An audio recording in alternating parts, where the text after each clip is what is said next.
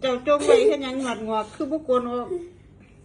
จงไว้กับนาข่อยตัวมันจะเป็นนักอยู่หนาผู้ใดนี่ เรายังโกนหนวด กับพระบ่เป็นพระ เจ้าสิ พระ จงไว้ พระบ่เป็นพระก็ยังสิโกน อยากให้ถวายเจ้าว่า เนื้อเกี่ยวดอกไม้เอาไว้เนี่ย เป็นบวชพระ เฮ้ยจงไว้จักหน่อยเนี้ยมัน มันบ่น้อยเด้อนี่ สร้างมันเถอะนะสร้างมันเถอะ